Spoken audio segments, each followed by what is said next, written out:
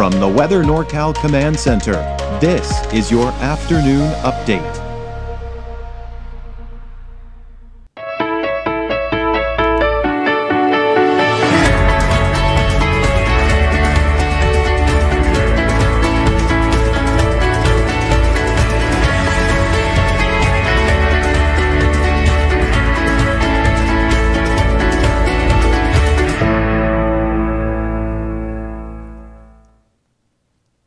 Well, it's turning out to be another wet day out there today, but you know, the rain not as intense as it was yesterday. So I don't anticipate the rain that we see today to be the same amount that we saw yesterday. Yesterday was the quote unquote big event, right? We saw the heaviest amounts of rainfall. Snow levels were high as it was in warm air mass, but now the colder air has moved in and we're seeing lower snow levels, but still some showers out there. The bulk of the rain pretty much this morning, and then it's going to turn over to scattered shower, possibly looking at a few scattered showers here throughout the afternoon, and we can't rule out an isolated thunderstorm as well, especially in the north end of the valley and then northward. But we'll continue to see snow levels fairly low. It's going to create problems for more travel delays. There have been chain requirements through the morning hours, mainly east of I-5, but overall, we are going to continue to see that here throughout the rest of the day. Now, chain requirements will most likely be in a lot of the same locations through tonight and even tomorrow morning, but then conditions are expected to improve as we take you into your Friday. This weekend looks mainly dry, although there is a weak system that'll pass through on Sunday that could bring some of us some more wet weather, but not a lot. Okay, so you can see the system that's pretty much passing through here today. In fact, this one kind of helped join forces and revigorate the storm, if you will, a little bit of extra oomph and push coming from it. Now behind it, you'll see this right here. This looks pretty impressive, doesn't it? And it is actually. But this is expected to push up to our north because high pressure will be in place. However, the tail end of some energy with this is what could bring us maybe some light weather, or light rain that is, by the time we get into your Sunday, which we'll get into here in a second. Looking at Futurecast, here we are looking at the snow flurries here. Now we're going to take you into the afternoon hours. So here we are about 2, 3 o'clock in the afternoon. See the scattered showers we could see, and again, maybe even an isolated thunderstorm for some of us. Still looking at the snow flurries in the higher elevations. Most of any chain requirements will be east of I-5, but you can see some of the snow making its way in some of the higher elevations to the west. Now, Hayfork, Weaverville, most likely in the form of rain today. However, by tonight, some colder air is moving in, and I think you could see some snowflakes in Hayfork and Weaverville, just not any accumulation. Most of the accumulation, again, will be mainly above 3,000, 3,500 feet, where you can see some of that here. Okay, so now we're going to take you into tonight. And you see how things are drying out, and we're actually clearing things out as well. Now, with these clear skies tonight, we're going to be looking at even the valley, seeing the potential for some frost tomorrow morning if we keep those skies clear enough here overnight and into tomorrow morning.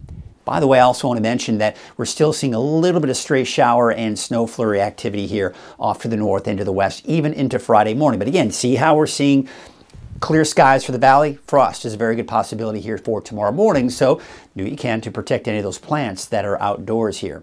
All right, now we take you into Friday afternoon. We're looking at mainly sunny skies, and how about Saturday? Well, late Friday night into early Saturday morning, look at this little disturbance trying to push through. It actually breaks apart before hitting the coast, but really won't have much of an impact, if any, really, as we do go into Friday night. Saturday looking dry with mainly sunny skies. Could see more of that morning frost for even the valley. Rainfall totals with today, again, not nearly as impressive as yesterday. Think about what we saw in Reading at the airport yesterday. About a ½ an inch, right? Some areas saw a little bit more than that. But now we're only seeing a few hundredths to a little over a 1/10 of an inch of rainfall on top of what we've already seen. And you can see even for the coast, not nearly as impressive as what we saw yesterday, but certainly some much needed rainfall, especially for the valley. Snowfall estimates, I still think we could still see the potential for some light accumulating snow, maybe as low as Mount Shasta City. But as you go around 4,000, 5,000 feet, that's where you start to see those better chances for that accumulating snow. And again, not a lot of it either. Looking at the road conditions, the blue is where you have snow, dark blue is the heavy snow, and of course green is rain. So we take you into this evening, 6 p.m. We are seeing some of the typical spots that we've already seen with the chain requirements, and most of them, as you can see, here's I-5 right here. You head east of I-5, you can see on Highway 97, it looks like Highway 89, looks like close to it, but here's Highway 299 west of I-5. It's all in the form of rain on Highway 299. Now, we can see a bit of a mix in some of those higher elevations, but shouldn't be a problem. I don't expect any chain requirements there. Although this morning, south of Douglas City on Highway 3, there were some chain requirements. There was some snow there. But you can see, again, most of it is off to the east. And you can kind of see here, the rain moves out, and so does the snow, but some of the leftover snow will keep those chain requirements in a lot of the places that we have them now, even into tomorrow morning.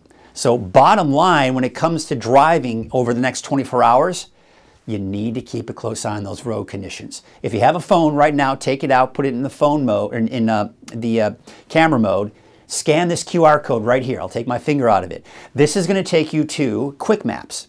Now, if you're at a computer or even wanting to do it from your phone, you can also go to quickmap.dot.ca.gov. So again, just go to this QR code and that should take you to that. It's always important when we have these storm systems move through that if you're traveling in the mountains, you know before you go. Is that a real, I feel as though I've heard that before, but I didn't mean that by any stretch. All right, so you should know before you go. All right, so here we are, Sunday at noon. Now, I was mentioning, there's a weak disturbance that kind of, really the bulk of it to our north. We'll get the tail end of it. Could bring us some light rain on Sunday, but mainly to the west. Modoc, Siskiyou County, sure, but I think the eastern mountains and the valley will remain dry on Sunday. Then we go to Monday through next week. Now, at least through Thursday, it looks to be dry. Then by next Friday into next Saturday, we'll see a couple of weak disturbances. Again, most of the rain will be to our north over the Pacific Northwest. That's a long way out. A lot can happen between now and then, but bottom line, we're just not seeing much rain in the forecast after today. There you can see your wave heights for today. They're starting to drop actually, and they'll drop even more. We're getting some relief from these wave heights as we go into your Friday as well. So here's what it looks like today. Still a chance for those showers and maybe even some thunderstorms, including the valley. Otherwise, we're just looking at cool temperatures. Low to mid 50s in the valley. I think that's overdoing it for Willows at 59, but you get the idea. We're seeing those cooler temperatures here. And then, of course, we've got those upper 30s for many of us in the eastern mountains. But look at Lassen Park, 28 degrees for your high. So, yes, it's certainly cold in some of those higher elevations. All right, let's take a look at that 7-day outlook. And we've got that snow today down to 3,000 feet for Siskiyou, 3,500 feet for Modoc, and about 4,000 feet for the southern Cascades and northern Sierra. It's dry Friday and Saturday. Now, for Siskiyou and Modoc County, got that chance for showers in there. Slightly higher snow levels around 4,500 feet. But I expect it to be dry on Sunday for the eastern mountains, Lassen County, Plumas County, Susanville, right? Then we go to Monday through Wednesday, dry conditions, upper 40s for your daytime highs. Let's take a look at that 7-day outlook for the valley. Chance for showers and thunderstorms. This is nothing to be really terribly concerned about. Chances for thunderstorms are slim, but I don't want you to be surprised if you hear a few rumbles of thunder out there, especially later on this afternoon and evening. Otherwise, just some scattered showers, cool, low to mid 50s for your highs. Frost is something we got to watch here for Friday morning and Saturday morning. So be aware of that, be alert of that potential. Then we go into Sunday, it's dry and just some clouds moving in. And then we're dry as we go into Monday through Wednesday of next week. Of course, the rain today and maybe some thunderstorms for the coast and inland areas. Snow levels for Trinity County will be around 3,000 feet. We're dry Friday, Saturday. I do have that chance for showers as we go into your Sunday, but it won't be impressive. And then it looks like drier and slightly warmer conditions for Monday, Tuesday, and Wednesday of next week.